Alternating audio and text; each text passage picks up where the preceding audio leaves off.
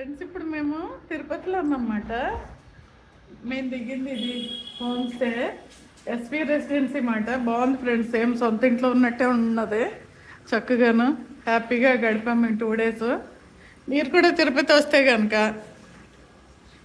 ఇల్లు ఇట్లా చక్కగా 2 BHK అనమాట. మీరు కూడా ఉండి చక్కగా ఎంజాయ్ చేయండి ఫ్యామిలీతో వస్తే. Okay friends, bye, good morning.